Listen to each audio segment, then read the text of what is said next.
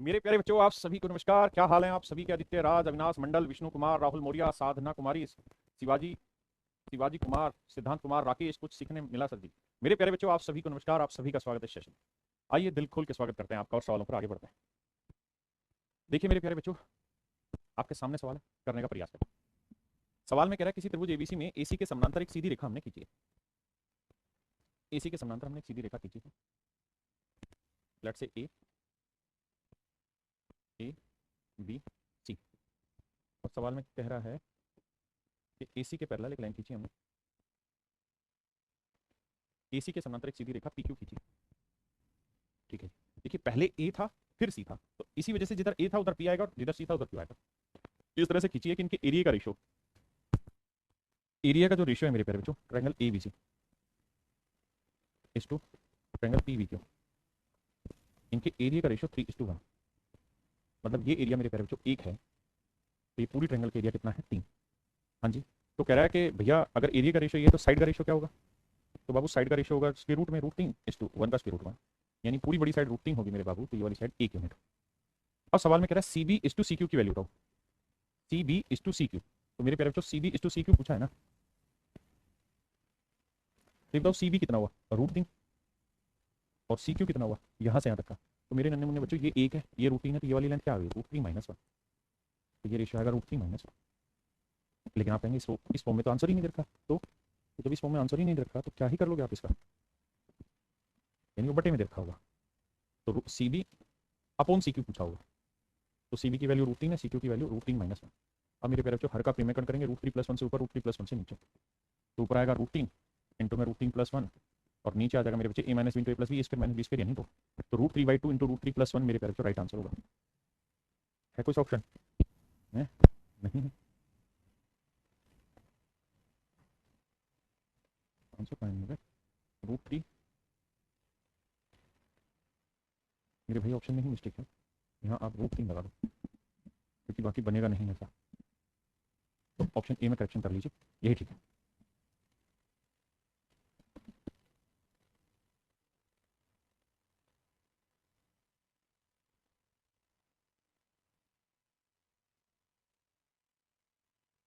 कैसी आ रही है एक बार जल्दी से बच्चों बताना, बात कैसी आ रही है? साउंड प्रॉब्लम आ रही थी तो अब ओके है कि नहीं है? जल्दी से बताओ। हाँ वॉइस प्रॉब्लम थी, दूर कर दी प्रॉब्लम। जल्दी से कमेंट करो, वॉइस कैसी आ रही है? अब ओके। देखिए मेरे बच्चे सवाल में,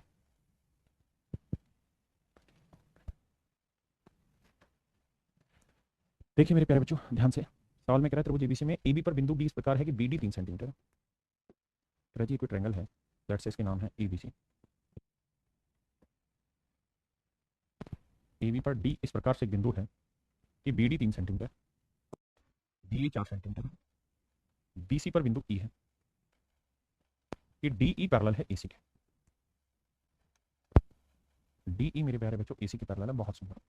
अब कह रहा है त्रिभुज बीडी का क्षेत्रफल तथा समलंब के क्षेत्रफल का अनुपात याद करें। बड़ा आसान है, देखो मेरे बच्चे, अगर ये वाली लाइन इस वाली लाइन के पैरेलल दे ही दी उसने, तो ये दो सिमिलर ट्रायंगल होगी, एक छोटी और एक पूरी बड़ी, बिल्कुल ठीक है। तो इसकी करस्पॉन्डिंग साइड 3 है, तो इसकी करस्पॉन्डिंग साइड 7 हुई। तो ये साइड कितनी हो गई? 3। तो ये वाली साइड कितनी हो गई? 7। तो अगर साइडों का रेशियो 3:7 है तो एरिया क्या होगा? 3 का वर्ग 9 और 7 का वर्ग 49। तो पूरी बड़ी ट्रायंगल के एरिया 49 होगा, 49 में से 9 हटा देंगे तो एरिया कितना है? 40। अब उसने हमसे क्या पूछा भैया? हमसे पूछा कि छोटी ट्रायंगल का बीडीई का और एसीईडी का एरिया का रेशियो, तो आंसर होगा 9:40। 9:40 मेरे बच्चों मेरा राइट आंसर।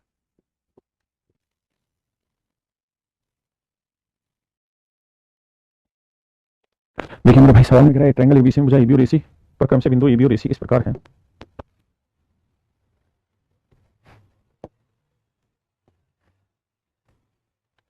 त्रिभुज एबीसी में भुजा एबी और एसी क्रम से बिंदु एबी और एसी पर इस प्रकार बिंदु है कि भुजा एबी और एसी, यार इंग्लिश में हिंदी में गलत लिखा हुआ है, यहाँ गलत है भैया, यहाँ होगा डी और ई।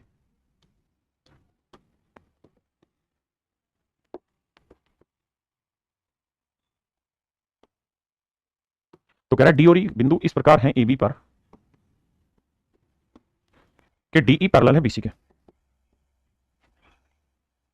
डीई पैरेलल है बीसी के और डीई बीसी 6:7 है। डीई इस टू बीसी का जो रेशियो 6:7 है मेरे बच्चे, इन साइडों का रेशियो 6:7 है। तो आप ये बात समझते हैं कि सर ये 6:7 है तो इसका मतलब इन साइडों का रेशियो भी 6:7 ही होगा। तो 6 का वर्ग 36, 6 का वर्ग 36 और 7 का वर्ग 49। 49 में 36 क्या मेरे प्यारे बच्चों? क्या बना? 49 माइनस 36 करोगे तो यू विल गेट 13। तो ये वाला वैल्यू आई 13। अब हमसे क्या पूछ रहा है वो जानने की कोशिश करते हैं। कहता है एडीई, तो ये आएगा 36, और कह रहा है ट्रेपीजियम जो बनी बीसीईडी जो ट्रेपीजियम बनी 13, इसका एरिया बताओ। तो आंसर है 36:13। 36 मेरे प्यारे बच्चों 13। आइए देखिए मेरे भाई, सवाल में कह रहा है ट्रायंगल एबीसी में डी और ई क्रम से भुजा एबी और एसी पर बिंदु डी बीसी के पैरेलल। आओ मेरे बच्चे, सेम ही सवाल है। एबीसी कह रहे एबीसी में ट्रायंगल ना भुजा एबी और एसी पर बिंदु डी और ई। डी और ई आपने कहा जी ओके रिपोर्ट है। बीसी बाबू 8 सेंटीमीटर है, डीई मेरे बच्चे 5 सेंटीमीटर है। अब ये बताइए, अगर ये 5 है तो ये वाला एरिया 25 होगा। बिल्कुल ठीक है, 25 यूनिट होगा। और पूरी बड़ी ट्रायंगल के एरिया 8 का वर्ग कितना होगा? 64। यानी पूरी बड़ी ट्रायंगल के एरिया 64 यूनिट होगा, तो छोटी वाली के एरिया 25 यूनिट, जबकि छोटी वाली का जो एरिया बता रहा है वो बता रहा है 45 वर्ग सेंटीमीटर। तो मेरे भाई 25 यूनिट 45 है, तो 1 यूनिट 45/25, तो 64 यूनिट की वैल्यू कितनी? ये मेरे सवाल का आंसर होगा। हाँ है ना? आप कहें जी कैलकुलेशन बहुत होगी, देखो होगी तो होगी, करें क्या? डिजिटल सम अप्लाई कर सकते हैं। 5 5 25, 5 नहीं 45। अब 9 चौक 36, 9 6 54 और 3 57 बटे 5 करेंगे। अब आपको दिखाई देगा 5 एकम 5, 5 एकम 5, 5 5 25 और 5 2 10, 115.2 कहीं है, तो वो मेरा राइट और डायरेक्ट आंसर है। हाँ है ना? हर सवाल आसान नहीं होगा। जीपी में इनफिनाइट टर्म नहीं निकाल सकते पी शर्मा भाई।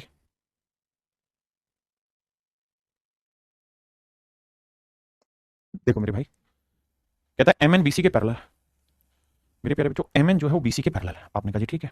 चतुर्भुज एमबीसीएन ओके का क्षेत्रफल 130 वर्ग सेंटीमीटर, इसका एरिया 130 सेंटीमीटर स्क्वायर है। AN is to NC, AN is to NC का रेशियो 4:5 है, मतलब ये साइड 4 है, ये साइड 5 है, ये साइड 5 है, 3 9 होगी। भाई in corresponding AN is to NC का रेशियो 4:5 मतलब ये साइड 4 तो ये 5, तो पूरी होगी 9। और अगर पैरेलल है तो 2 सिमिलर होगी, तो 4 का वर्ग हुआ मेरे बच्चे 16 और 9 का वर्ग हुआ 81। 81 में से 16 घटा दो तो 11 में से 6 गया 5, और भैया 7 में 6 में से गया 5, 55 है। 5 6 11 5 1 75 65। ठीक है, क्योंकि 7 में से 1 गया 6 65, तो ये वाला एरिया है 65 मेरे प्यारे। समझते हैं मेरी बात को? तो मेरे भाई ये 65 यूनिट 130 को रिप्रेजेंट कर रहा है, तो भाग दोगे 1 यूनिट की वैल्यू 2, तो 16 यूनिट की वैल्यू 16 गुना 2 कितना है? 32। तो आंसर है 32 वर्ग सेंटीमीटर। हाँ है ना? ये मेरा आंसर होगा। आइए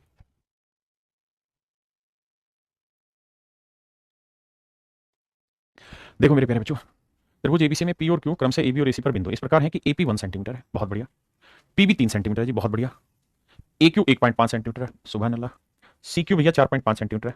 समझ गए? अब आप क्या समझ गए कि सर रेशियो 1:3 है, 15 45, ये रेशियो 1:3। अगर ये रेशियो सेम आ रहे हैं तो इसका मतलब मेरे प्यारे जो पी क्यू जो है वो बेसिकली पैरेलल होगी बीसी के, और पैरेलल है तो करस्पोंडिंग साइड्स का रेशियो सेम होगा। बिल्कुल। तो कह रहा है ए पी क्यू का एरिया, अब हमें इनकी जरूरत नहीं है, अब हमें देखना है कि ये साइड की लेंथ 1 है, तो पूरी बड़ी साइड की लेंथ होगी 1 और 3 4, तो 1 का वर्ग 1 हुआ, तो इस ट्रायंगल का एरिया 1 यूनिट है, तो पूरी का 4 का वर्ग 16, 16 में से 1 गया मेरे प्यारे जो क्या है 15। हाँ जी। अब 1 यूनिट जो है वो मेरी रिप्रेजेंट कर रही है किसको? 1 यूनिट जो है वो मेरी रिप्रेजेंट कर रही है एपी क्यू के एरिया को, दैट इज 12 वर्ग सेंटीमीटर, 12 सेंटीमीटर स्क्वायर। हाँ जी। और अब हमसे पूछा है बीपीक्यूसी का एरिया, बीपीक्यूसी का एरिया तो 15 यूनिट है, तो 15 गुना 12 करोगे मेरे प्यारे बच्चों 180 वर्ग सेंटीमीटर। ये होगा मेरे प्यारे बच्चों 180 वर्ग सेंटीमीटर। कितना होगा मेरे प्यारे बच्चों? 180 वर्ग सेंटीमीटर। करिए सर। देखिए मेरे प्यारे बच्चों,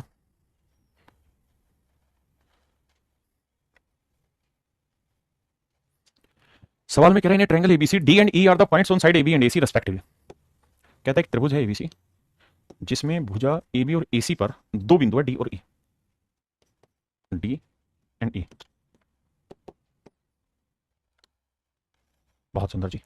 अब देखिए मेरे प्यारे बच्चों क्या है, सवाल में कह रहा है ए और ये दोनों पैरेलल है, F is a point on A E, नहीं ये तो कुछ और कह रहा है, डी ई पैरेलल है बीसी के। अब कह रहा है कि F is a point on A E, A E के ऊपर कोई बिंदु है एफ। बहुत शानदार। इस तरीके से है कि ए पे एफ बिंदु है, such that D F is parallel to B E. Okay, D F is parallel to B.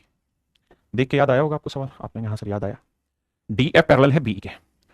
साथ में कह रहा है ए एफ की लेंथ है 1.6, ए एफ की लेंथ है 1.6, सीई की लेंथ है 6, ये लेंथ है 6, ये इधर का भैया ए एफ की लेंथ है 1.6, सीई की लेंथ है 6।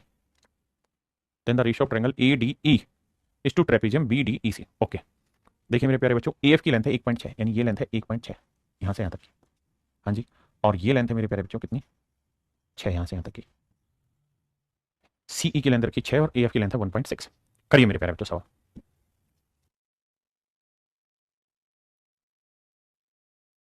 अब मेरे प्यारे बच्चों हम करते क्या है,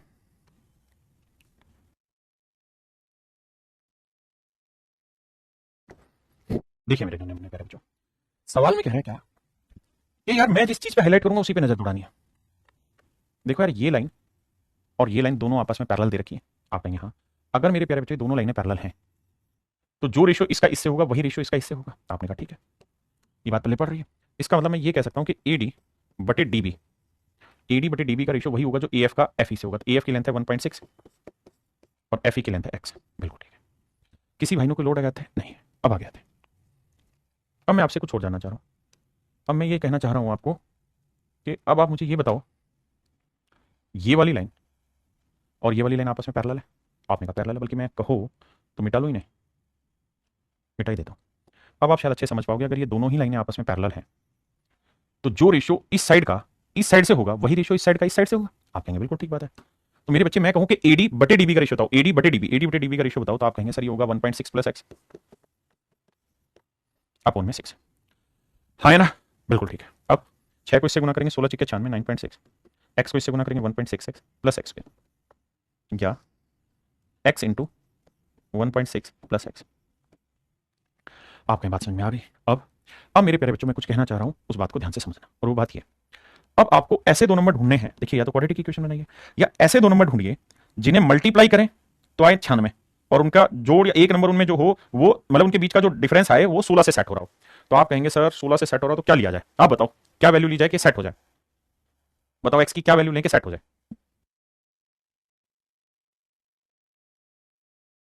बताओ भाई। आप कहेंगे जी इस कहानी को तो सोल्व करना पड़ेगा। आओ भाई सोल्व करवाता हूं। यह है 9.6 और यहां है x इंटू में 1.6 प्लस एक्स। ये था ठीक है। देखो यार, पहला तरीका तो ये है कि मैं इसे डिटेल सोल्व करता हूँ। पहला तरीका मेरे प्यारे बच्चों में इसे किस क्या कर दूँ? डिटेल सोल्व कर दूँ। हाँ जी ठीक है सर। अगर मेरे प्यारे बच्चों में इसे डिटेल सोल्व करूँगा तो मुझे x से गुना करना पड़ेगा, तो x 1.6 एक्स आ जाएगा, ये x की रहेगा और ये 9.6।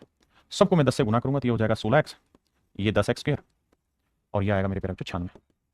इसको इक्वेशन बनाऊंगा तो 10x square plus 16x minus 96। अब मेरे प्यारे बच्चों मैं आपसे ये जानना चाहता हूँ कि ऐसे दो नंबर ढूंढ के बताइए जिन्हें गुना करें तो आए 960, गुना करें तो आए 960 और उनमें जोड़ या डिफरेंस जो हो वो 16, जोड़ या डिफरेंस जो मेरे प्यारे बच्चों क्या हो 16। सोचो क्या होंगे?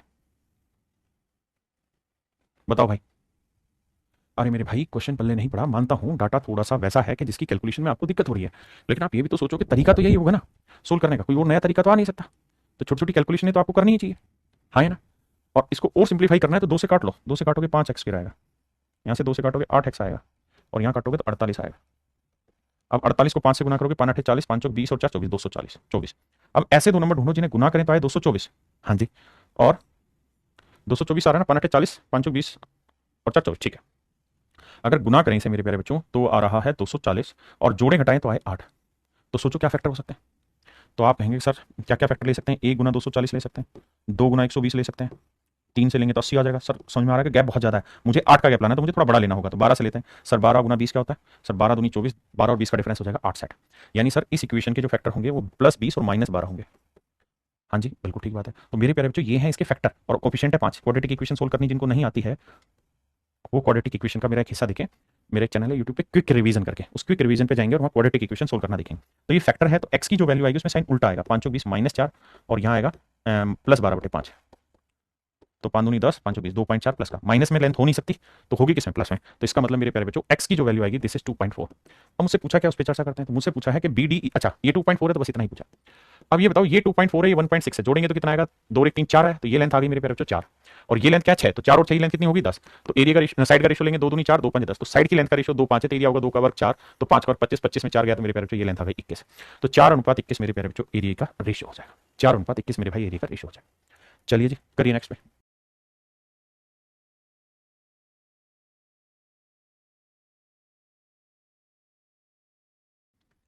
देखो यार ट्रायंगल एबीसी में डी और ई, ए बी और एसी के मध्य बिंदु है।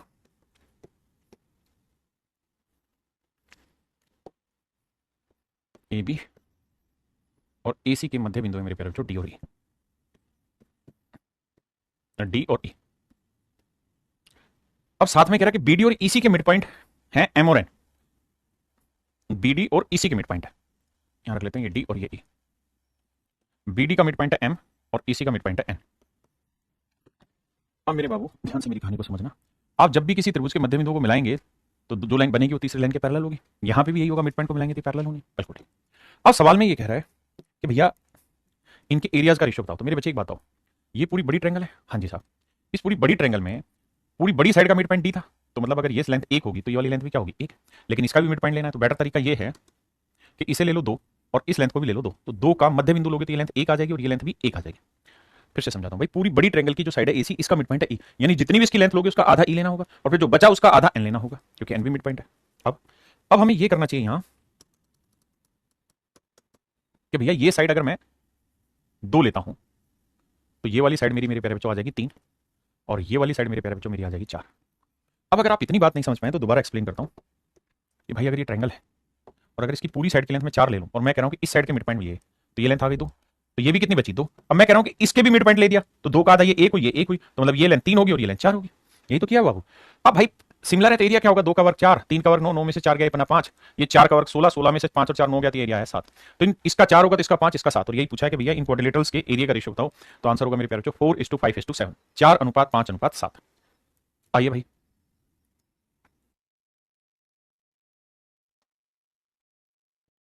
देखो मेरे भाई सेम ही सवाल है, यहां बस उसी चीज को पलटा हुआ है। सवाल में कह रहा है कि भैया ट्रायंगल एबीसी में एम और एन भुजा एबी और एसी के मध्य बिंदु है। एम जो है पूरी एबी का मिड पॉइंट है, मतलब एबी की लेंथ दो लूंगा तो ये वाली लेंथ मुझे लेनी होगी एक, और कह रहा है कि डी जो है वो एम का मिड पॉइंट है, तो मैं क्या करता हूं इसको एक ले लेता हूं पहले ही। आपने कहा ठीक है, मेरे प्यारे बच्चों मैंने ये लेंथ ले ली एक, ये लेंथ ले ली मेरे प्यारे बच्चों मैंने दो, और ये जो लेंथ होगी ये मेरी बच्चे कितनी हो जाएगी, क्योंकि एम मिड पॉइंट है तो जितनी ये होगी इतनी, तो ये हो जाएगी चार। हाँ है ना, सिंपल बात, कुछ अलग नहीं है। अब क्या कह रहा है, तो भैया एक का वर्ग एक, दो का वर्ग चार में एक गया तीन आया, ये चार का सोलह, सोलह में से तीन और एक चार गया तो ये कितना है 12। और कह रहा है भैया कि M N C B, M N C B का area 12, A D E, A D E का एरिया एक, और फिर कह रहा है मेरे बच्चे D E M N, D E M N, D E N M होगा, डी ई एम एन नहीं, गलत लिखा हुआ, डी ई एम एन कैसे होगा, एम ए बी पे होगा एन ए सी पे, ठीक है, तो ये होगा D E N M, D E N M का एरिया है मेरे बच्चे तीन, तो आंसर आएगा 12 1 3, option A is your right answer. आइए मेरे बाबू सवाल पे,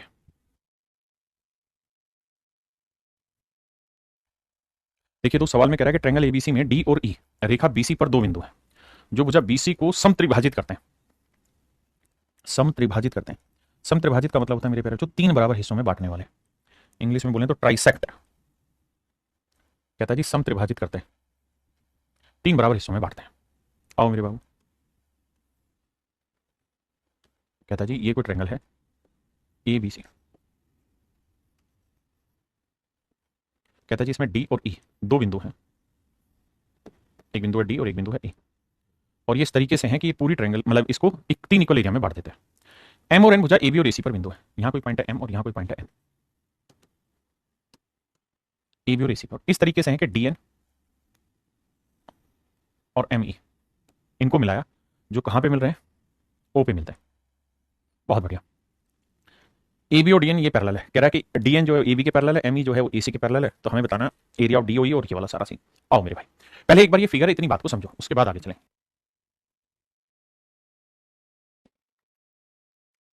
अब देखिए मेरे भाई कह रहा है कि ट्राइसेक्ट कर रहा है, ट्राइसेक्ट का मतलब होता है तीन बराबर हिस्सों में बांटना, यानी ये लेंथ एक है तो ये वाली लेंथ भी एक है और मेरे बच्चे ये वाली लेंथ भी एक है। अब आते हैं आगे इस पे, अब बाबू बड़े ध्यान से मेरी बात को सुनना,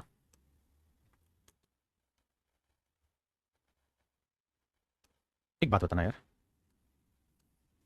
अगर मैं आपसे ये कहूं कि भैया ये वाली लाइन और ये वाली लाइन आपस में पैरेलल है, ये दोनों लाइनें आपस में पैरेलल है और थोड़ी देर के लिए इस वाली लाइन को मैं हटा रहा हूं, अगर ये दोनों लाइनें आपस में पैरेलल है, कौन कौन सी, अबे मान जा ये वाली भैया और ये वाली, अगर ये दोनों ही लाइनें आपस में पैरेलल है तो मेरे प्यारे बच्चों जो रेशियो इस साइड का इस साइड से होगा वही रेशियो इस साइड का इस साइड से होगा, बिल्कुल। और मेरे भाई इनकी साइड्स का जो रेशियो होगा उसका स्क्वायर करोगे तो इनके एरिया का रेशियो होगा, बिल्कुल ठीक है। ठीक है, ज्योमेट्री थोड़ा सा फील करने का सब्जेक्ट है, तो ध्यान देना ये साइड की लेंथ कितनी बनी यहां से यहां तक की, तो आप कहोगे एक और एक दो, तो ये वाली साइड की लेंथ कितनी बनी मेरे बच्चे यहां से यहां तक की, तो तीन, तो मेरे प्यारे बच्चों ये समझो कि ये साइड की लेंथ है दो और ये जो साइड की लेंथ है ये तीन, तो इसका मतलब मेरे भाई ये हुआ कि अगर मैं इनके एरिया का रेशियो निकालूंगा तो दो का वर्ग कितना आएगा चार और तीन का वर्ग कितना आएगा नौ, तो पूरी बड़ी ट्रायंगल के एरिया आया नौ, पूरी बड़ी ट्रायंगल के एरिया आया नौ। हमसे पूछा क्या था, पूरी बड़ी ट्रायंगल एबीसी का एरिया, तो इसका एरिया आया मेरे बच्चे नौ। अगर इसका एरिया में, अरे रुको भाई, इसका एरिया में नौ मान रहा हूं पूरा, तो ये चार, तो टोटल एरिया कितना बना पांच। आपने कहा हाँ ये बात समझ में आती है कि ये एरिया चार होगा तो ये पांच पूरी ट्रायंगल का एरिया होगा नौ। अब भाई रुक, क्लियर है जी। अब अगली बात करते हैं। अब मेरे बच्चे मैं आपको ये कह रहा हूं कि ये भी तो यहां थी, आपने कहा हाँ बिल्कुल थी, अगर ये लाइन यहां थी तो मैं इसको छोटा कर देता हूं यहां तक, तो इसका मतलब अगर मैं अब इस वाली ट्रायंगल को लूं, इस वाली को, इस वाली ट्रायंगल को लूं मेरे प्यारे बच्चों, तो मुझे एक बात बताना, ये वाली जो लाइन है ये इस वाली लाइन के पैरेलल है? बिल्कुल है, क्योंकि ये सवाल ने दिया हुआ था। और अगर पैरेलल है तो इनके एरिया का रेशियो क्या होगा? Corresponding sides. तो इसकी साइड की लेंथ 1 यूनिट है, तो इसकी साइड की लेंथ कितनी है? 2। तो भैया 1 का वर्ग 1 होगा तो 2 का वर्ग 4, तो ये पूरा एरिया 4 था, ये 1 है, तो मेरे प्यारे बच्चों ये वाला एरिया कितना हुआ? 3। आपने कहा ठीक है भाई, ये 1 है, ये पूरा 2 है, तो 1 का वर्ग 1, 2 का वर्ग 4, तो ये पूरा एरिया 4 था, तो पूरा एरिया आ रहा था 9। अगर पूरी बड़ी ट्रायंगल के एरिया 9 था तो छोटी का 4, 4 में ये 1 है, तो ये कितना है? 3। ओके रिपोर्ट है जी। अब इसको बढ़ाते हैं, जो कि बढ़ी हुई थी, ये सिर्फ समझाने के लिए छोटी की थी। तो मेरे बच्चे जैसे इसका एरिया 3 आया ना, सेम इसी तरह से करोगे, ये 1, ये 2, तो ये 1, तो ये पूरी का 4 आएगा, तो ये भी 3 निकल के आएगा। आपने कहा हाँ। मेरे बच्चे पूरी ट्रायंगल के एरिया क्या माना था? 9, तो 9 में 3, 3, 6 और 1, 7, तो ये वाला एरिया क्या है? 2। आपने कहा ठीक है। अब मेरे भाई हमसे जो पूछा वो एरिया उठा के यहां से रखना है। हमसे पूछा है पहली लाइन में कि भाई एबीसी का एरिया बताओ कितना है, तो 9 लिया हमने, यहां लिखता हूं। अब मुझसे कह रहा है डीओई का एरिया बताओ, तो भैया डीओई का एरिया 1 है, तो ये एरिया 1 हुआ। आगे पूछा एएमओएन का एरिया बताओ, एएमओएन का एरिया बताओ, तो 2 है, तो ये एरिया 2 आया। तो जोड़ोगे मेरे बच्चे, तो 1 और 2 3, 3/9 को काटोगे तो आएगा आंसर 1/3। तो आंसर का एरिया का रेशियो होगा मेरे प्यारे बच्चों 1:3। तो मेरे भाई ऑप्शन ए मेरा राइट आंसर, ऑप्शन ए मेरे प्यारे बच्चों मेरा राइट आंसर। हाँ जी। तो मेरे प्यारे बच्चों आज हम पढ़ने जा रहे हैं कॉन्ग्रुएंसी। कॉन्ग्रुएंसी को हिंदी में कहते हैं सर्वांग समता। सर्वांग समता का मतलब होता है जब दो चीजों का सर्व अंग यानी हर चीज आपस में बराबर हो जाए, वो सर्वांग सम कहलाते हैं। यानी हर एक चीज छोटी से छोटी चीज इक्वल आ जाए तो मेरे प्यारे बच्चों सर्वांग सम कहलाते हैं। Two triangles are said to be congruent to each other if on placing one over the other they exactly coincide. मतलब जैसे ये कोई ट्रायंगल है, ये मान लीजिए कोई ट्रायंगल है, ठीक है जी, और ये कोई दूसरी ट्रायंगल है, ये दोनों की दोनों कॉन्ग्रुएंट है, क्योंकि जब एक दूसरे के ऊपर प्लेस करते हैं ना तो बिल्कुल कोइंसाइड हो जाती है, मतलब एक दूसरे के ऊपर सेट हो जाती है ना। तो ये कॉन्ग्रुएंट ट्रायंगल कहलाती है। अब मेरे प्यारे बच्चों बात करते हैं कि टाइप ऑफ कॉन्ग्रुएंसी कौन कौन सी है, कब कब और कैसे कैसे त्रिभुजें सर्वांगसम होती हैं, कब कब और कैसे कैसे त्रिभुजें सर्वांगसम होती है। तो सबसे पहली चीज जो है, सबसे पहली कंडीशन है वो है साइड साइड साइड, यानी जब दो त्रिभुजों की सारी साइडें आपस में इक्वल आ जाए तो मेरे प्यारे बच्चों हम इसे कॉन्ग्रुएंट कहते हैं। यानी ये दोनों साइड इस दो साइड के बराबर, ये तीनों साइड इस तीनों के, ये इसके। तो जब किसी ट्रायंगल की तीनों साइडें आपस में बराबर आ जाती हैं तो वो कॉन्ग्रुएंट कहलाती है, और ये कॉन्ग्रुएंसी की पहली कंडीशन है। कॉन्ग्रुएंसी का जो साइन है मेरे प्यारे बच्चों वो ये वाला है, ये कॉन्ग्रुएंसी का साइन होता है, बराबर का निशान और फिर उड़ती चिड़िया। अब आते हैं दोस्त दूसरी कंडीशन पे। दूसरी कंडीशन होती है मेरे प्यारे बच्चों कि कोई भी दो साइडें आपस में इक्वल हो, दोनों ट्रायंगल्स की, और उन दोनों साइडों के बीच का एंगल इक्वल हो, तब भी दोनों त्रिभुजें सर्वांगसम कहलाती हैं। जैसे ये वाला कोण, ये जो नागिन है, और मेरे प्यारे बच्चों ये वाला कोण, ये जो नागिन है, ये दोनों ही आपस में बराबर हो, और इसके अगल बगल की साइड और उसके अगल बगल की साइड बराबर, जैसे ये साइड सिंगल के बराबर, ये डबल वाली डबल के बराबर, तो भी मेरे प्यारे बच्चों कॉन्ग्रुएंट होती है। पहली कंडीशन क्या सिखाई, उसके लिए आसान है, सुनोगे तो छोटी छोटी तो बातें हैं भाई, ये सारी चीजें हम अब क्यों पढ़ रहे हैं, ये सब तो हमें पढ़ना चाहिए था उस समय जब आपकी बारी थी पेपर में पढ़ने की। हाँ या ना, इस बात को समझ रहे हो कि नहीं समझ रहे? तो मेरे बच्चे इस बात को समझो जो मैं आपको कहना चाह रहा हूं कि कॉन्ग्रुएंसी दो तरीके से प्रूफ होती है। सबसे पहले मेरे प्यारे बच्चों तीनों साइडें बराबर हो जाए, दूसरी मैंने कहा कि जब एक एंगल इक्वल हो और उसके अगल बगल की दोनों साइडें बराबर हो, तो भी मेरे प्यारे बच्चों दोनों ट्रायंगल कॉन्ग्रुएंट प्रूफ हो जाता है। अब आते हैं तीसरी प्रॉपर्टी पे।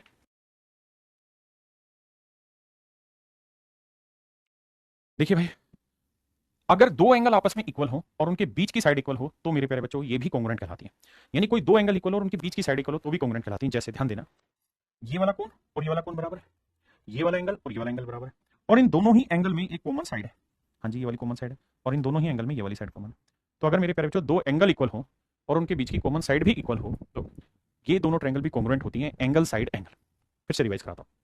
पहली कहानी बताई कि जब दो ट्रायंगलों की सारी साइडें इक्वल हो तो भी ट्रायंगल कॉन्ग्रुएंट होता है। दूसरा, जब दो साइडें इक्वल हो और उनके बीच का एक एंगल इक्वल हो तो भी कॉन्ग्रुएंट होता है। तीसरा, जब दो एंगल इक्वल हो और मेरे प्यारे बच्चों उनके बीच की साइड इक्वल हो तो भी ट्रायंगल कॉन्ग्रुएंट होती है। तीन कंडीशन बताइए, S S S, S A S और ए एस ए। अब आप कहोगे सर एक बात बताना, अगर दो एंगल इक्वल और उनके बीच की साइड इक्वल हो तो कॉन्ग्रुएंट है, मान ली बात। लेकिन एक ज्ञान की बात बताना हमको सर, कि मान लीजिए ये वाला एंगल है 50 डिग्री, ये वाला कोण है 70 डिग्री, और ये वाली साइड है, इसकी लेंथ है 10 सेंटीमीटर। ऐसे ही मेरे बच्चे एक ट्रायंगल ये वाली, इसमें ये वाला कोण 70 डिग्री है, ये वाला कोण 50 डिग्री, और इस वाली साइड की लेंथ 10 सेंटीमीटर। तो ये बात तो हम समझ गए कि दोनों कॉन्ग्रुएंट होंगी, और कॉन्ग्रुएंट होने का रीजन है कि भाई दो एंगल इक्वल है और उन दोनों एंगल के बीच में आने वाली साइड इक्वल है। बिल्कुल ठीक है। लेकिन सर अब हम एक और नई चीज आपसे जानना चाह रहे हैं, वो ये कि भाई अगर ये दोनों ट्रायंगल आपस में मान लीजिए कॉन्ग्रुएंट है, और ये वाली साइड है 10 सेंटीमीटर, इसकी ये वाली साइड है 10 सेंटीमीटर, ये वाला कोण है 50 डिग्री, ये वाला कोण है 70 डिग्री, ठीक है जी। और मेरे प्यारे बच्चों मैं कह रहा हूँ कि ये वाला कोण है 50 डिग्री या 70 डिग्री, ये वाला कोण है 60 डिग्री, अब मुझे बताओ दोनों ट्रायंगल कॉन्ग्रुएंट होंगी या नहीं होगी? आप कहेंगे सर अभी भी हो जाएगी, क्यों? क्योंकि ध्यान दोगे तो ये 70 है, ये 60 है, तो ये निकल जाएगा। और अगर ये निकल गया तो ये 70 60 और ये 50 आएगा, तो 70 और 50 के बीच 10, 70 और 50 के बीच 10 है। तो भाई यहाँ तो दोनों एंगल इक्वल, ये वाला एंगल और ये वाला एंगल इक्वल नहीं थे, फिर भी ऐसा हो गया। तो मेरे बच्चे इस बात को भी ध्यान रखना कि अगर कोई भी दो एंगल इक्वल आ गए तो ऑटोमेटिकली इसका मतलब है कि तीसरा एंगल बराबर आएगा ही आएगा। तो यानी कोई एक साइड बराबर दे रखी हो और उसके साथ कोई भी दो एंगल इक्वल आ जाए तो भी ट्रायंगल कॉन्ग्रुएंट हो जाती है, चाहे वो एंगल एंगल के साथ वाली साइड हो या ना हो। जैसे मैं अगर आपको एक और एग्जांपल के थ्रू समझाऊं और मैं ये कहूं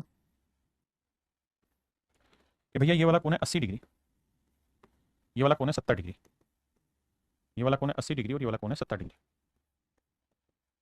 ये साइड 12 सेंटीमीटर है, ये साइड भी 12 सेंटीमीटर है। बताओ मेरे प्यारे बच्चों ये दोनों कॉन्ग्रुएंट हैं या नहीं? तो आपका जवाब होगा कि सर कॉन्ग्रुएंट है। क्यों कॉन्ग्रुएंट है? सर वैसे तो जो साइड इक्वल आ रही है, दोनों में जो एक साइड इक्वल आ रही है उसके अगल बगल के एंगल तो इक्वल नहीं है, दे नहीं रखे, लेकिन अगर कैलकुलेट करने लगोगे ना तो ये 80 ये 70 तो ये आ जाएगा मेरे बच्चे 30, ये 80 ये 70 तो ये कितना आ जाएगा 30। यानी दो एंगल इक्वल आ गए तो तीसरा अपने आप आ जाएगा, और तीसरा आने से फिर से वही प्रॉपर्टी लग जाएगी, angle side angle, angle side angle. तो तीसरे वाले केस में मोटी बात यह है कि दो एंगल इक्वल हो और एक साइड इक्वल हो, तो वो एंगल आगे हो पीछे हो अगल बगल कहीं पे भी हो, तो भी उस केस में हम कहेंगे दोनों ट्रायंगल कॉन्ग्रुएंट है सर्वांग। अब आते हैं मेरे प्यारे बच्चों, ये चौथा केस वही है जो भी समझा कि दो एंगल इक्वल हो एक साइड इक्वल हो।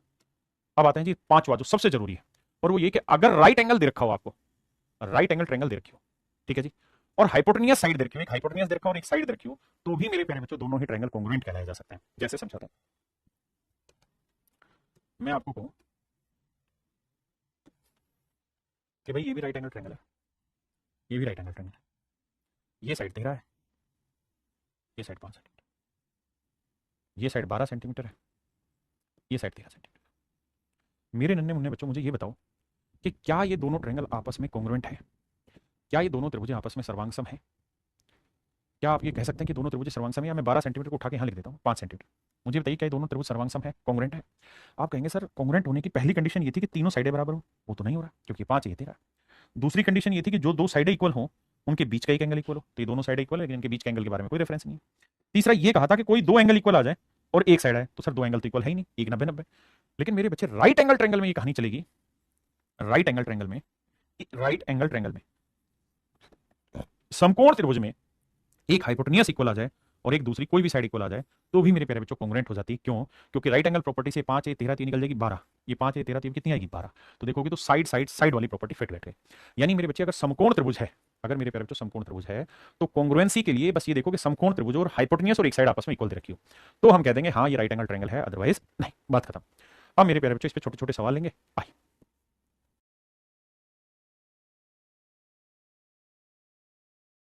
पूछ रहा भाई निम्नलिखित में से कौन सा कॉन्ग्रुएंट ट्रायंगल की कहानी है? ये है साइड एंगल साइड, दो एंगल साइड ये भी है, दो साइड इक्वल और एक एंगल ये नहीं है, और तीनों साइड इक्वल हो ये भी है। तो उसने पूछा कौन सा नहीं है, तो सर दो साइड इक्वल और एक एंगल इक्वल हो ये नहीं। हाँ अगर ये राइट एंगल होता तो सेट हो जाता, लेकिन राइट एंगल तो दे नहीं रखा।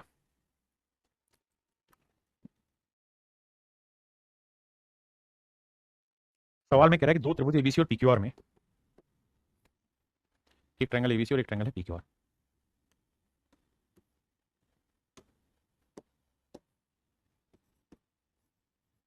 दूसरे ट्रायंगल है मेरे प्यारे बच्चों पीक्यूआर। ए बी और क्यू आर बराबर है, ए बी और क्यू आर मेरे प्यारे बच्चों आपस में बराबर, बीसी और आरपी बराबर है, बीसी और आरपी बराबर है, और कह रहा है सीए और पीक्यू बराबर है, सीए और पीक्यू बराबर।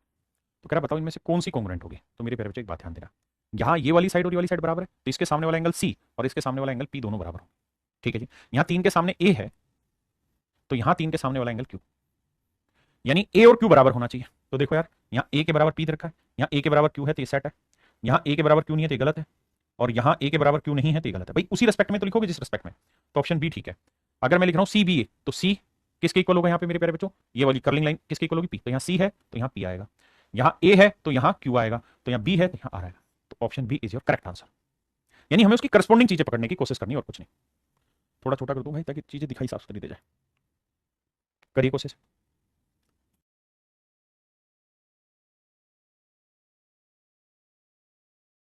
देखिए मेरे भाई करेक्ट ट्रायंगल एबीसी और एक ट्रायंगल पी क्यू आर दिखाया गया है, दो त्रिभुज है यह दिखाने के लिए कि त्रिभुज सर्वांगसम है, किस सर्वांगसम मानदंड का उपयोग किया गया। तो देखो मेरे प्यारे तो तीनों कोण बराबर है, 65 75 40, 65 75 40 और एक साइड इक्वल है, एक साइड इक्वल है, तो हम इसे लिख सकते हैं angle side angle, angle side angle, यानी एंगल साइड एंगल वाला फंडा इस्तेमाल कर सकते हैं। तो option C is your absolute right answer. सवाल में कह रहा है बताओ इनमें से कौन सा एक सर्वांग सम है। जैसे यहां देखें तो मेरे प्यारे बच्चों तीनों कोण बराबर है, अगर तीनों कोण बराबर हैं तो समरूप होगा, सर्वांग सम नहीं। यहां तीनों साइडें बराबर, ये साइड इसके बराबर, ये इसके बराबर, ये इसके बराबर, तो ये सर्वांग सम होगा। यहां देखें दो एंगल इक्वल आ गए, दो एंगल इक्वल है और एक साइड इक्वल है, तो ये भी सर्वांग सम होगा। बताया ना, कोई भी दो एंगल इक्वल आ जाए और एक साइड इक्वल आ जाए, चाहे वो साइड बीच में हो या साइड में हो, कोई फर्क नहीं पड़ता, बस एक साइड और दो एंगल इक्वल आ गए तो कॉन्ग्रुएंट होगा। यहाँ ये मेरे बच्चे ये वाला एंगल और ये वाला एंगल इक्वल है, ये दोनों एंगल इक्वल है और ये साइड इक्वल है, तो ध्यान देना angle side angle, angle side angle equal है, तो मेरे प्यारे बच्चों ये कॉन्ग्रुएंट है। ये मेरे नन्हे मुन्ने प्यारे बच्चों क्या है, सर्वांग सम है। क्या है जी, सर्वांग सम।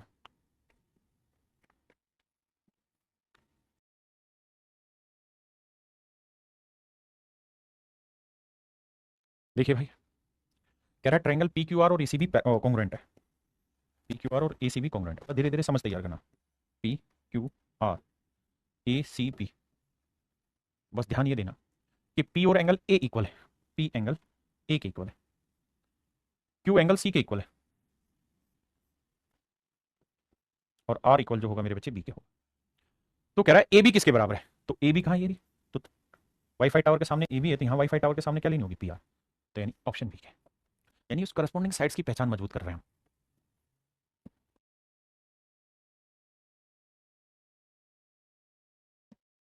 देखिए मेरे बच्चे कह रहा है भाई with congruence criteria the following triangles are congruent, किस क्राइटेरिया के तहत ये कॉन्ग्रुएंट है, तो देख रहे हो ये साइड इसके बराबर है, ये साइड इसके बराबर है, ये साइड इसके बराबर है, तो मेरे प्यारे बच्चों तीनों साइड इक्वल हैं, तो ट्रिपल एस की वजह से तीनों ट्रायंगल मतलब दोनों ट्रायंगल क्या है मेरे बच्चे, कॉन्ग्रुएंट है।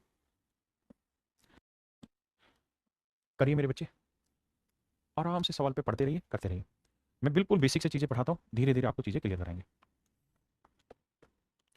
Triangle A B C P Q R में ए बी पी क्यू के इक्वल है, ए बी जो है मेरे प्यारे बच्चों पी क्यू के इक्वल है, ये वाली लेंथ और पी क्यू ये वाली लेंथ आपस में बराबर है, ठीक है जी। एंगल बी और क्यू इक्वल है, ये वाला एंगल इस वाले एंगल के इक्वल है, दोनों त्रिभुज साइड एंगल साइड की वजह से कॉन्ग्रुएंट है, एस ए एस की वजह से कॉन्ग्रुएंट है। अगर साइड एंगल साइड की वजह से कॉन्ग्रुएंट है तो भाई ये साइड इस साइड की इक्वल दे रखी है, ये एंगल इस वाले एंगल के इक्वल है, तो कह रहा है और क्या कहानी हो सकती है, आप क्या बताना चाहेंगे कि भाई ये सर्वांगसम हो सकती कब, तो कौन सी क्राइटेरिया आपके हिसाब से होगी, सोचो। तो आप कहेंगे सर एस ए एस का मतलब होता है साइड, उनके बीच का एंगल स्पेसिफिकली, और फिर साइड। देखिए ये वहां तक पहुंचाने के रास्ते हैं, धीरे धीरे आपको वहां तक पहुंचा रहा हूं। तो भैया ये साइड इस साइड की इक्वल होगी, ये एंगल इस वाले एंगल के इक्वल हो गया, तो तीसरी साइड कौन सी होगी, ये, तो यहां पे भी तीसरी साइड ही होगी, यानी बीसी और क्यूआर जब इक्वल होंगे, बीसी और क्यूआर जब इक्वल होंगे तो मेरे प्यारे बच्चों ये साइड एंगल साइड से कॉन्ग्रुएंट होंगे। करिए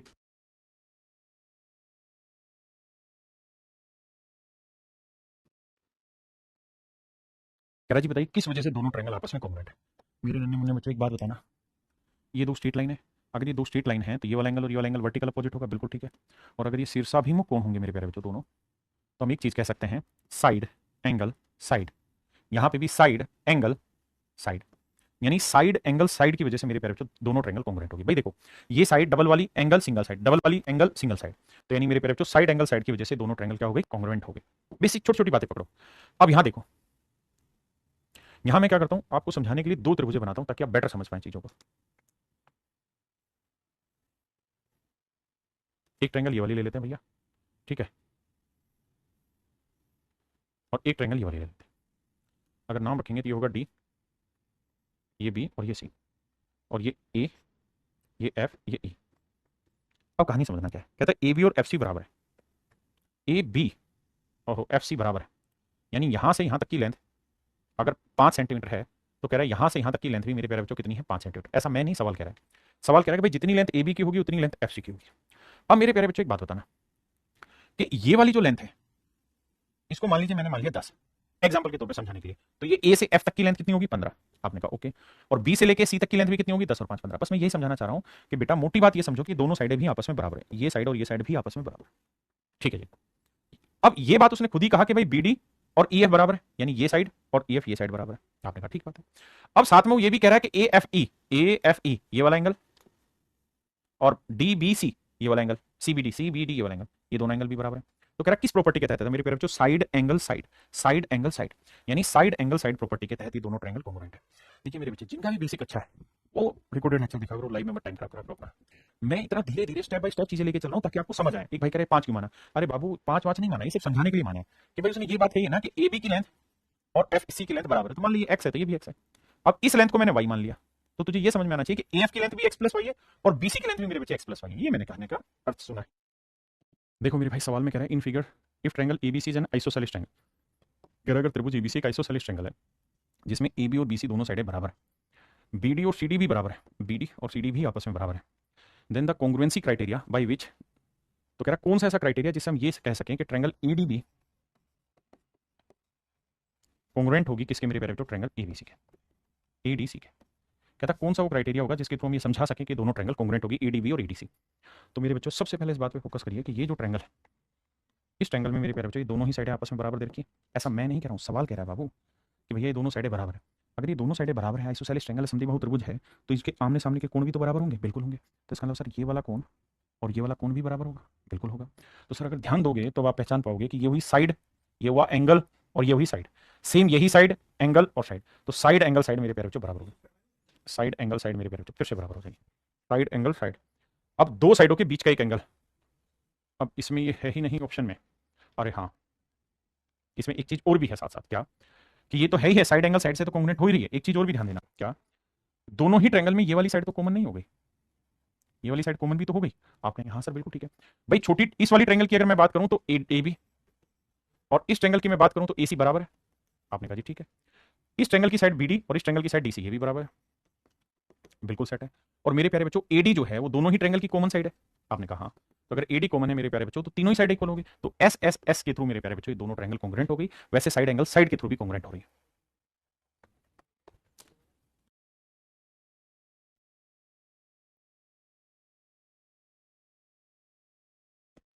देखिए मेरे बच्चे सवाल में कह रहा है त्रिभुज सर्वांगता कथन को पूरा करिए। कहता बताइए किस वजह से जो ट्रायंगल है वो कॉन्ग्रुएंट है, आपको बतानी है। एफ आई जी कॉन्ग्रुएंट है ट्रायंगल किसके, नाम लेना। तो देखो मेरे प्यारे बच्चों सिंपल सी बात मेरी समझना, यहाँ वो ये एंगल बांटने का अर्थ ये है कि वो ये कहना चाह रहा है कि दोनों एंगल इक्वल है। आपने कहा ठीक है, तो मेरे प्यारे बच्चों ये साइड इस साइड के इक्वल है, बिल्कुल।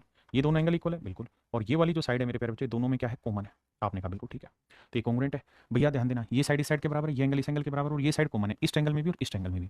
तो ये कॉन्ग्रुएंसी की प्रॉपर्टी होगी साइड एंगल साइड की, पहली चीज। अब बात करते हैं कि सर करस्पॉन्डिंग साइड्स की बात करते हैं। तो देखो ये एंगल बाई सेक्टर है, तो इसके सामने वाली ये साइड, इसके सामने वाली ये साइड बराबर होगी, ठीक है जी। दूसरा ये कॉमन साइड है, तो कॉमन साइड के सामने ये वाला एंगल और यहाँ कॉमन साइड के सामने वाला ये एंगल, यानी एफ और एच बराबर होगा। तो पहली बात एफ और एच बराबर होगा, तो एफ के रेस्पेक्ट में यहाँ एच लिखा जाएगा। एच के साथ दो है, एक यहाँ और एक यहाँ, तो ये दोनों ऑप्शन तो कट गए। अब आते हैं आगे। अब आई, आई के रेस्पेक्ट में क्या है, तो मेरे प्यारे बच्चों एक बात बताना, अगर ये एंगल इस एंगल के इक्वल है, ये वाला एंगल इस वाले एंगल के इक्वल है, तो इसका मतलब ये वाला कोण इस वाले कोण के बराबर ही तो होगा। आपने कहा ठीक है, तो इसका मतलब मेरे प्यारे बच्चों आई जो होगा वो आई के ही इक्वल होगा। और जी है तो जी किसके इक्वल होगा मेरे बच्चे, तो जी भी जी के ही इक्वल होना है, जी के ही इक्वल होना, क्योंकि दोनों एंगल बाइसेक्टर। तो option A is your correct answer, option A मेरे बच्चे करेक्ट आंसर होगा।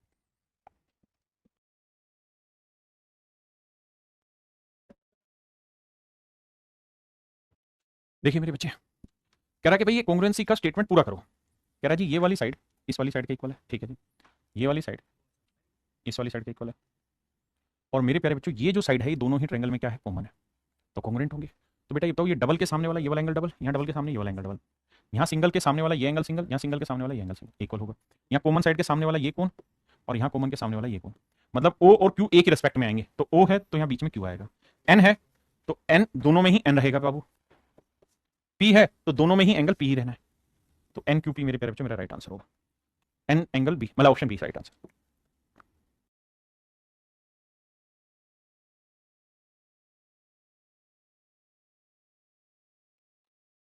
आइए मेरे भाई देखिए मेरे प्यारे बच्चों, कह रहा जी ये वाली जो साइड है इस वाली साइड के बराबर दे रखी है, ये वाला जो एंगल है ये इस वाले एंगल के इक्वल दे रखा है। मेरे प्यारे बच्चों स्ट्रेट लाइनें हैं तो ये हुआ vertical opposite angle, vertical opposite angle, बिल्कुल ठीक है। शीर्षाभिमुख कोण, दोनों त्रिभुज सर्वांग होगी, कॉन्ग्रुएंट होगी, किस प्रॉपर्टी की वजह से, angle side angle, angle side angle की वजह से। बहुत बढ़िया। दूसरी चीज अब वो ये कह रहा है कि भाई कॉन्ग्रुएंट तो हो गई, ये बात तो आपकी मान ली, लेकिन अब एंगल सेट करके बताओ। तो देखो यार यहाँ ई और बी बराबर आ रहे हैं, तो बी के रेस्पेक्ट में आएगा ई, यानी बीच में ई आना चाहिए, और बीच में ई केवल यहीं पे, तो ऑप्शन सी मेरा राइट आंसर। अब मेरे बच्चे ये इसके बराबर ये इसके बराबर, तो इसका मतलब ये वाला जो एंगल होगा ये इक्वल होगा इसके, तो ए डी के रेस्पेक्ट में आएगा, तो ए के साथ यहाँ डी आएगा और सी का सी रह जाएगा, तो ये मेरे बच्चे मेरा राइट आंसर होगा।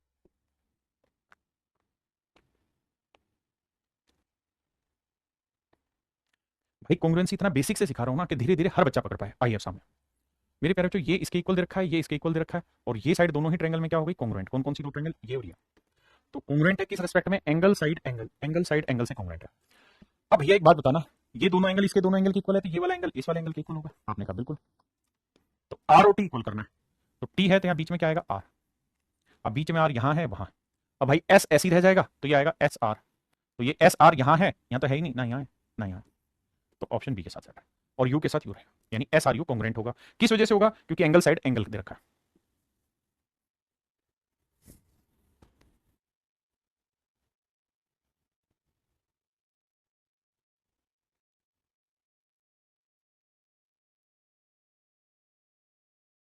मेरे बच्चे सेम ही है, बस यहाँ सवाल में मिसिंग है। ये कह रहा है कि ट्रायंगल एम जे के एम कॉन्ग्रुएंट किसके साथ है, तो सेम उसी तर्ज पे काम करना आपने। यहाँ बस ये ध्यान देना, ये दोनों बराबर दे रखा है, ये और ये बराबर दे रखा है। अगर ध्यान दोगे तो बाबू ये वाली जो साइड है ये दोनों में कॉमन है। हाँ जी, ये दोनों एंगल इक्वल है, तो भाई यहाँ जो तीसरा एंगल होगा ना वो इसके इक्वल होगा। तो जब बनाओगे ना तो ये ध्यान देना कि जे किसके होगा, एल के, तो यहाँ लिखना होगा एल, पहली बात, मतलब ट्रायंगल का निशान लगा के एल। फिर के लिखा है, तो के वाला एंगल किसके रेस्पेक्ट में इक्वल आ रहा है, एम, तो ये आएगा एम। और यहाँ फिर एम इक्वल टू आएगा के, तो एल एम के कहीं पे भी होगा वो मेरा आंसर होगा, ऑप्शन डी। तो सवाल में मिसिंग है डाटा, बाकी चीज वही। देखिए अब थोड़ा थोड़ा मैं चीजों को एग्जाम ओरिएंटेशन की तरफ लेके जा रहा हूं। अभी तक जो मैंने पढ़ाया वो सिर्फ और सिर्फ आपको कॉन्सेप्ट सिखाने की कोशिश की। देखो बाबू, सवाल में कह रहा है यदि एबीसी और एडीसी कॉन्ग्रुएंट है, तो देखो ए दोनों में कॉमन दिखा रहा है, ठीक है। बी और डी इक्वल है, मतलब बी और डी इक्वल है, ए इक्वल है ए के ही, और सी इक्वल है मेरे बच्चों सी के, ठीक है जी। अब कह रहा है जी बी ए सी 30 डिग्री, बी ए सी 30 डिग्री, ठीक है जी। ए बी सी 100 है, ये 100, तो मेरे बच्चे ये 100 है, ये 30 है। मुझे पूछ रहा है ए सी डी बताओ, ए सी डी बताओ, तो ये 30 है, ये 100, 130, तो ये वाला कौन कितना है 50, और जितना ये होगा उतना ही कौन ये होगा, तो मेरे प्यारे बच्चों ए सी डी की वैल्यू 50 डिग्री हो, तो एंगल सी आएगा मेरे बच्चे 50 डिग्री।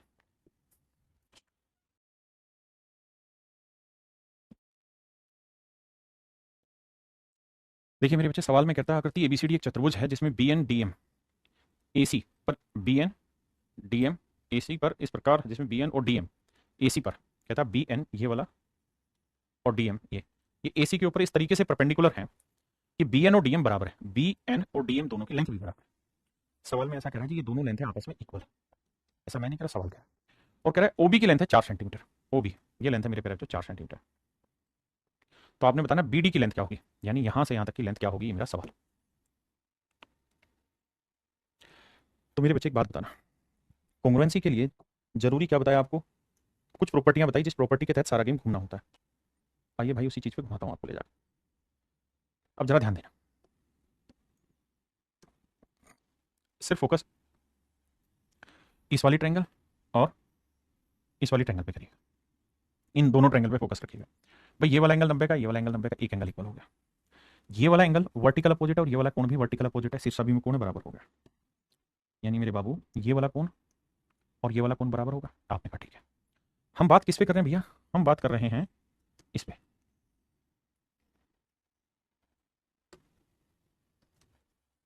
हम बात कर रहे हैं कि इन दो ट्रायंगल्स की, और कहीं जा ही नहीं रहे, ठीक है साहब। अब तो भैया मैं आपको ये कहना चाह रहा हूँ कि मेरे बच्चों ये दोनों साइडें इक्वल दे रखी हैं, सवाल ने निकालनी नहीं दे रखी है। ये वाला एंगल और ये वाला एंगल इक्वल होगा, इसे हम वर्टिकल अपोजिट एंगल कहते हैं, शीर्षाभिमुख कोण कहते हैं। ये वाला कोण 90 डिग्री, ये वाला कोण 90 डिग्री, दोनों आपस में बराबर हैं। तो मेरे बच्चे अगर किसी त्रिभुज के दो कोण बराबर हो गए तो तीसरा भी बराबर होगा। हाँ जी सर, तो ये तीसरा कोण होगा तो इसका ये तीसरा कोण बराबर होगा। भाई दो एंगल अगर दो ट्रायंगल के इक्वल हो जाते हैं तो तीसरा ऑटोमेटिकली इक्वल हो जाता है। अब ध्यान दोगे तो दोनों के दोनों त्रिभुज कॉन्ग्रुएंट हो गए। आप कहें कैसे, ध्यान देना मेरी बात पे, कैसे समझा रहा हूँ। ये एंगल, ये साइड, ये एंगल, एंगल साइड एंगल, ऐसे ये डबल एंगल, ये साइड और ये एंगल, तो angle side angle, angle side angle की वजह से मेरे प्यारे बच्चों ये कॉन्ग्रुएंट हो गए, और कॉन्ग्रुएंट हो गए हैं तो भैया हर चीज बराबर होगी। तो यहाँ 90 के सामने वाली साइड 4 है, तो यहाँ 90 के सामने वाली साइड 4 होगी। भाई कॉन्ग्रुएंट होती है तो चीजें बराबर होती हैं, सिमिलर होती हैं तो चीजों का रेशियो बराबर होता है। तो मेरे बच्चे पूछा था बीडी की लेंथ बताओ, तो बीडी 4 और 4 कितनी होगी मेरे बच्चे, 8 सेंटीमीटर। तो option B is your right answer.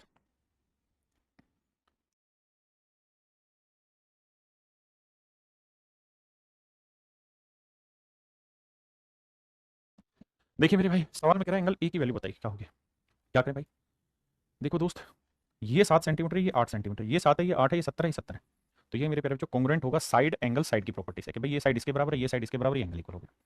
अब ये तय है कि यहाँ 8 सेंटीमीटर के सामने जो एंगल होगा और यहाँ 8 सेंटीमीटर के सामने जो एंगल होगा इक्वल होगा। तो यहाँ 8 सेंटीमीटर के आगे है 2x और वहाँ 8 सेंटीमीटर के इक्वल आगे है x + 20, इधर लाएंगे तो एक्स, ये आया मेरे प्यारे बच्चों 20 सेंटीमीटर, सॉरी एक्स जो है वो डिग्री में आएगा। तो मेरे प्यारे बच्चों एंगल ए मुझसे पूछा हुआ है तो 2x है, तो 20 दूनी 40 डिग्री मेरा राइट आंसर है, 40 डिग्री एब्सोल्यूट राइट आएगा।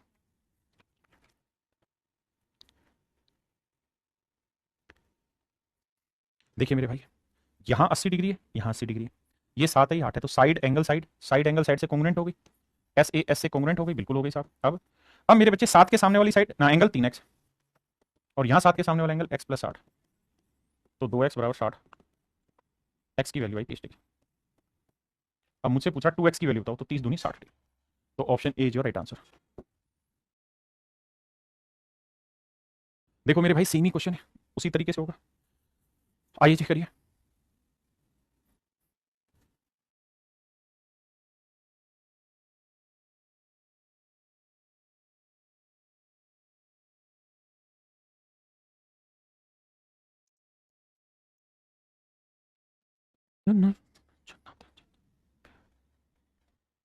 आइए मेरे नन्हे मुन्ने प्यारे बच्चों, सवाल में कह रहा है क्या, कहता है ABC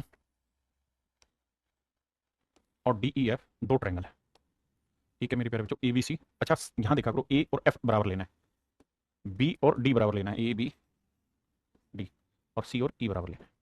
यहाँ से पहचाना करो कि जब ये सिमिलर दे ना कॉन्ग्रुएंट दे रखी माफ करिए, तो यहाँ से सेटल क्या करें। अब कह रहा है AB की लेंथ है 5, बहुत बढ़िया, B एंगल जो है वो 40 डिग्री है, और भैया A 80 डिग्री है, बहुत बढ़िया जी, सुभान अल्लाह। Then which of the following true, तो कहता है इनमें से कौन सी स्टेटमेंट ट्रू है। तो देखिए मेरे बच्चे एक बात बताओ, दोनों कॉन्ग्रुएंट है, तो ये 5 है तो नेचुरल है ये 5 होगी, ये 80 है तो ये 80 होना है, ये 40 है तो ये भी 40 होना है, क्योंकि कॉन्ग्रुएंसी इसके अकॉर्डिंग ही हमने वहां पे डाटा सेट किया है। अब कह रहा है बताओ कौन सा सही होगा, तो भैया ये बताओ, ये 40 और 80 120 तो ये होगा 60, तो कह रहा है कि भैया DF की लेंथ 5 होगी, तो DF की लेंथ ही 5 होनी है, ये तो गलत है, DE है, ये भी गलत है, तो या तो ये सही है या ये सही है।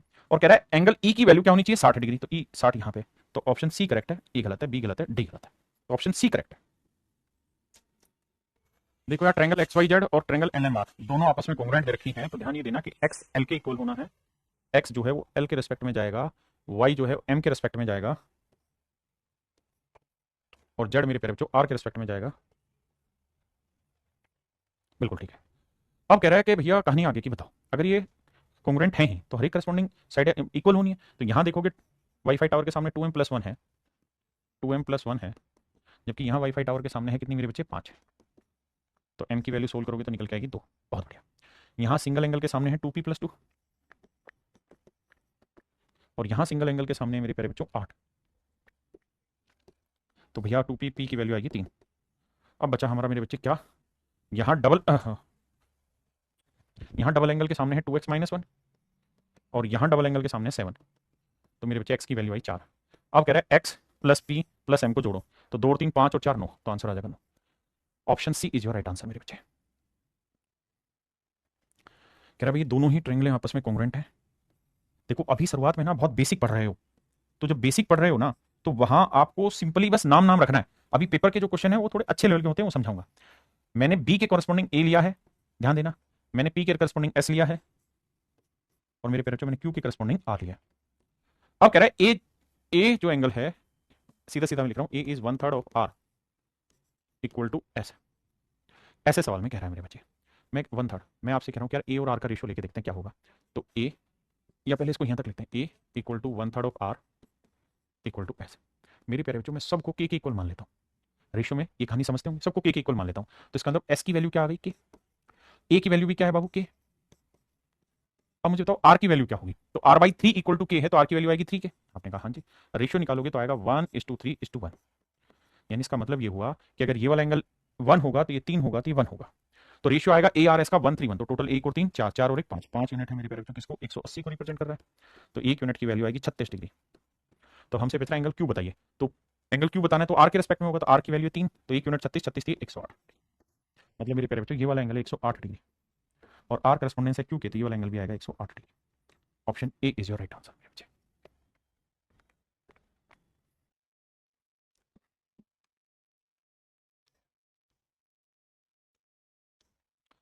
देखो मेरे बच्चे कहता है एबीसी और DEF क्रम से सर्वांग समय, यानी ए डी के साथ रिलेट कर रहा है, ए बी सी और DEF, ए मेरे बच्चों रिलेट कर रहा है डी से, बी रिलेट कर रहा है किससे, ई से, और सी रिलेट कर रहा है एफ से।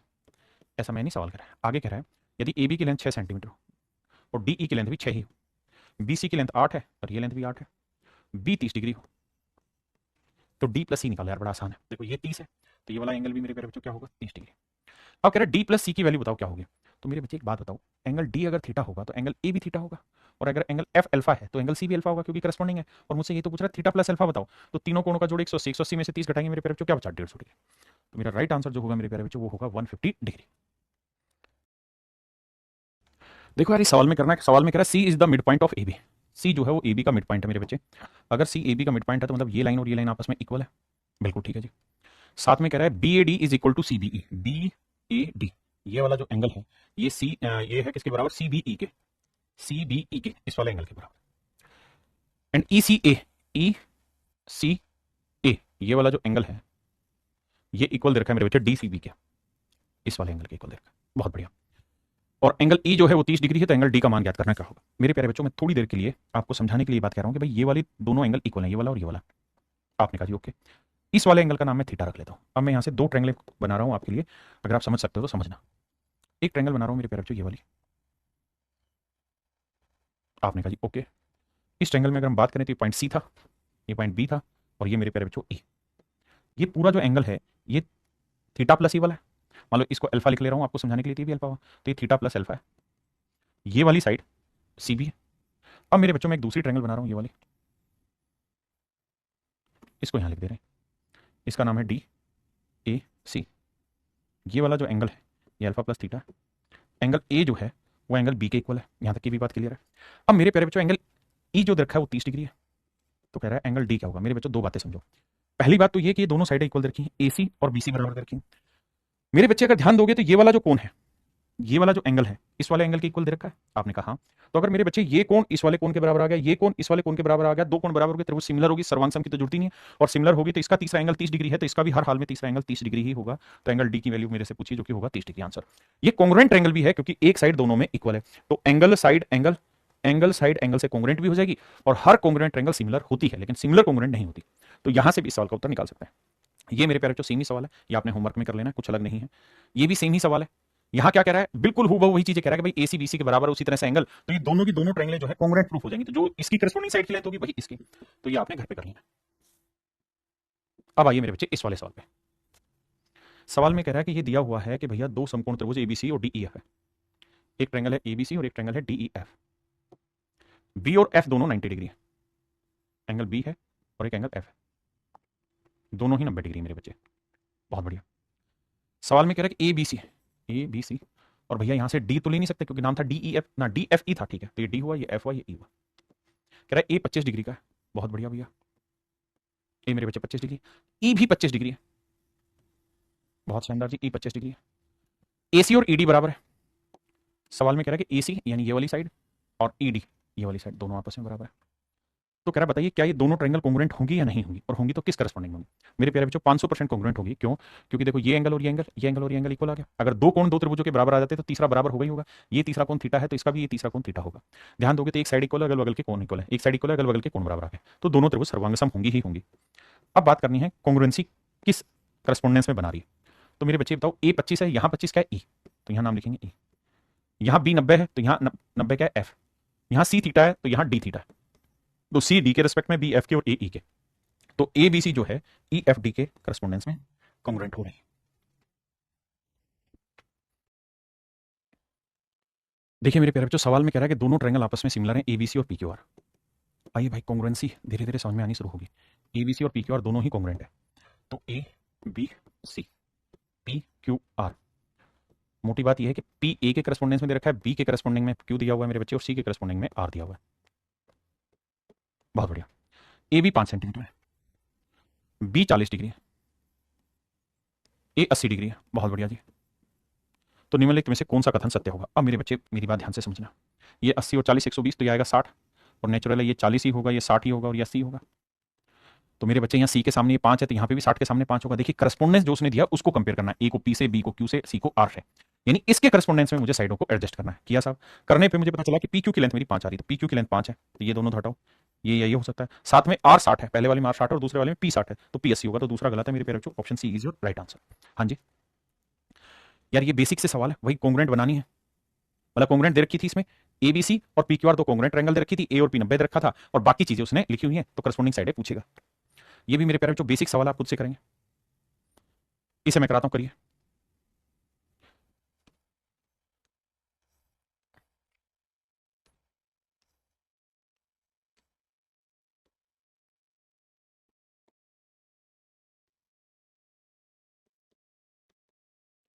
देखिए पहली लाइन पे आते हैं, कहता है सी और जेड बराबर है, सी और जेड बराबर है, मतलब ये वाला कोण इस वाले एंगल के इक्वल है। बहुत बढ़िया।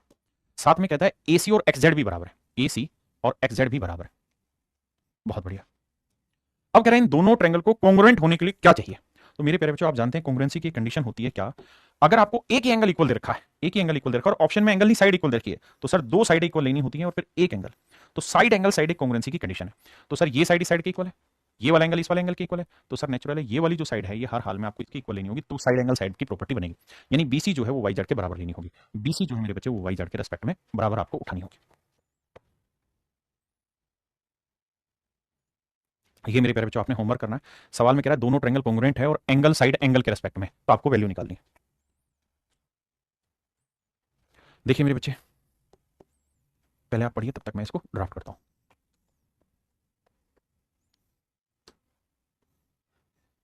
देखिए मोटा मोटा खाका आप समझ गए इनमें सवालों में, कह रहा है कि भाई एक ट्रायंगल है ABC, दूसरी ट्रायंगल है DEF, दोनों कॉन्ग्रुएंट।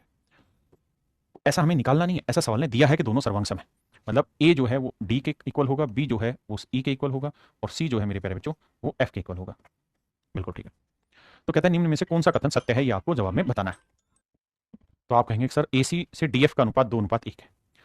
अगर मेरे प्यारे बच्चों दोनों ही ट्रायंगल कॉन्ग्रुएंट हैं तो AC से DF, AC ये वाली साइड हुई, हाँ जी, तो यहां डबल एंगल के सामने AC हुई, तो यहां DF कहां हुई, ये DF डबल एंगल के सामने। कहते हैं इनकी साइडों की लेंथ का रेशियो 1:2 है। ये तो गलत बात है, क्योंकि अगर कॉन्ग्रुएंट है तो ये दोनों की दोनों करस्पॉन्डिंग साइड है और ये दोनों हर हाल में इक्वल होनी चाहिए। अगर मेरे प्यारे बच्चों सर्वांग है तो हर हाल में बराबर होनी चाहिए, है ना, सिमिलर हो तो रेशियो बराबर आता है, मतलब रेशियो 2:1 हो सकता है, यहाँ तो कॉन्ग्रुएंट है तो बराबर होनी चाहिए, इसलिए इन्हें हटाते हैं। अगली लाइन में कह रहा था perimeter of the both the triangle is equal, ये बात ठीक है, अगर दोनों कॉन्ग्रुएंट है तो इनका पेरीमीटर इक्वल होगा। अगली लाइन में कह रहा है AB और DE बराबर होगा, AB और DE, ये बात बिल्कुल सही है, बराबर होगा, और BC EF के बराबर होगा, BC EF, ये बात भी सही है। थर्ड है the ratio of their angles in both the triangle is the same, कि रेशियो ऑफ एंगल दोनों त्रिभुजों में कोणों का अनुपात समान होगा। बिल्कुल ठीक है, अगर एंगल का रेशियो निकालोगे तो जो यहां आएगा वही आएगा, ये भी ठीक है। लेकिन उसने हमसे पूछा क्या है कि इनमें से कौन सा गलत है, कौन सा असत्य है, तो मेरे प्यारे बच्चों मेरा राइट आंसर होगा कि ऑप्शन ए इनवैलिड है, या ऑप्शन ए जो है वो फॉल्स स्टेटमेंट दे रहा है। देखिए बाबू सवाल में कह रहा है कि in the given figure AB equal to DB, कहते जो फिगर दी हुई है इसमें AB और DB बराबर है, ठीक है जी, AC और DC भी बराबर है, बिल्कुल ठीक रखिए, तो ये साइड दोनों में क्या हो गई, कॉमन। अगर आप कंपेयर करने भी लगोगे मेरे प्यारे बच्चों तो डबल के सामने ये वाला एंगल और यहाँ डबल के सामने ये वाला एंगल दोनों बराबर होंगे, यहाँ सिंगल के सामने ये वाला एंगल, यहाँ सिंगल के सामने ये वाला एंगल भी बराबर होंगे, और ये तीसरा एंगल बच गया, तो ये भी आपस में मेरे बच्चे बराबर हो। आपने कहा जी ओके रिपोर्ट। अब सवाल में कह रहा है कि भाई ABD 58 है, ABD ये पूरा एंगल है 58, ABD अगर एक पूरा एंगल 58 है तो मेरे बच्चे ये वाला एंगल 29 होगा और ये वाला एंगल भी 29 होगा, क्यों, क्योंकि 58 को दो बराबर हिस्सों में बांटेंगे तो 29 आएगा, बिल्कुल ठीक है। अब आगे कह रहा है DBC, D कहाँ ये रहा BC, तो DBC कितना दे रखा है 2x-4, कह रहा है जी DBC है कितना 29 और ये दे रखा है 2x-4, तो 2x की वैल्यू आई 29 और 4 33, तो x की वैल्यू निकालनी होती तो आंसर आ जाता 33/2, बिल्कुल ठीक है। अगली लाइन में कह रहा है कि ACB ये है y+15 और DCB दे रखा कितना मेरे बच्चे 63 डिग्री, बिल्कुल ठीक है। तो मेरे बाबू ये 63 है तो ये भी 63 ही होगा, बिल्कुल जेन्युइन है। तो ACB का नाम उसने लिखा हुआ है क्या y+15, तो y+15 जो है वो बराबर है भैया किसके 63 के, रख देते हैं, तो y की वैल्यू आएगी 48 घटाएंगे, बिल्कुल जेन्युइन है। अब हमसे क्या पूछा है मेरे बच्चों सवाल में, हमसे पूछ रहा है कि भाई अगर ये कहानी है तो बताओ 2x + 5y, तो 2x की वैल्यू कितनी मेरे बच्चे 33/2 और y की वैल्यू कितनी मेरे बच्चे 48, तो 5 गुना 48, 2 से 2 ये आया 33 और 5 8 40, 5 20 और 4 24, 240, 3 4 3 7 2, तो मेरे प्यारे बच्चों मेरा आंसर है 273। Option B is your my dear student is your right answer, option B यहाँ पे करेक्ट आंसर होगा। देखिए यार इस सवाल में कह रहा है कि OA और OC बराबर है, OA और OC बराबर है, AB और BC बराबर है, AD 6√3 दे रखा है, AD 6√3 दे रखा है, तो पूछा CD कितना होगा। बहुत प्यारा सवाल है, ध्यान से देखना मेरे बच्चों, मैं बात कर रहा हूं इस ट्रायंगल में और इस ट्रायंगल में, आपने इतने सारे क्वेश्चंस की प्रैक्टिस की है तो बड़ा आसानी से समझ में आ जाएगा। इन दो ट्रायंगल में बात कर रहा हूं, अगर इन दो ट्रायंगल की बात करें मेरे बच्चे हम, तो आपको ये बात समझ में आएगी कि भैया ये वाली साइड इस वाली साइड के इक्वल है, बिल्कुल, ये वाली साइड इस वाली साइड के इक्वल है, बिल्कुल, और ये साइड दोनों ही ट्रायंगल में क्या हो गई मेरे प्यारे बच्चों कॉमन है। आपने कहा बिल्कुल ठीक बात है, कॉमन हो गई। तो मेरे बच्चे मैं कह सकता हूं कि सर साइड साइड साइड की प्रॉपर्टी के कारण ये दोनों की दोनों ही ट्रायंगलें आपस में कॉन्ग्रुएंट हैं। दोनों त्रिभुजें मेरे प्यारे बच्चों आपस में सर्वांग सम हैं, दोनों त्रिभुजें आपस में सर्वांग सम। आपने कहा जी ओके रिपोर्ट है। अगर दोनों ही ट्रायंगल कॉन्ग्रुएंट हैं मेरे बच्चे, दोनों त्रिभुज सर्वांग सम है, तो एक बात बताना, अगर ये दोनों कॉन्ग्रुएंट ट्रायंगल है तो इसका मतलब मैं ये कह सकता हूं कि यार ये वाला एंगल और ये वाला एंगल इक्वल होगा। अगर ये एंगल थीटा है तो ये वाला एंगल भी क्या होगा, थीटा होगा। आपने कहा बिल्कुल ठीक है। अगर ये दोनों ट्रायंगल कॉन्ग्रुएंट है तो ये एंगल इक्वल होंगे, बिल्कुल सही है। अब मेरे बच्चे मैं यहां पे इस लाइन को थोड़ी देर के लिए हटा देता हूं, समझो ये लाइन है ही नहीं, और ये लाइन नहीं है, तो अब आप रीड करोगे कि ये दोनों ट्रायंगल भी कॉन्ग्रुएंट है। कैसे कॉन्ग्रुएंट है सर, देखो ये वाली साइड दोनों ही ट्रायंगल में कॉमन है, बिल्कुल। ये वाली साइड और ये वाली साइड बराबर दे रखी है, बिल्कुल। तो साइड एंगल साइड, और यहां पे भी ये साइड एंगल साइड, तो दोनों कॉन्ग्रुएंट हो गई। ये दोनों कॉन्ग्रुएंट किस वजह से, साइड एंगल साइड से। और अगर ये कॉन्ग्रुएंट होगी तो जो लेंथ इसकी होगी वही लेंथ मेरे प्यारे बच्चों इसकी होगी, यानी ऑप्शन बी मेरा बिल्कुल करेक्ट आंसर यहां पर आएगा। तो चलिए मेरे प्यारे बच्चों आज के लिए इतना ही रखते हैं, बाकी आपसे फिर मिलेंगे। Thank you, have a nice day to everyone, thank you.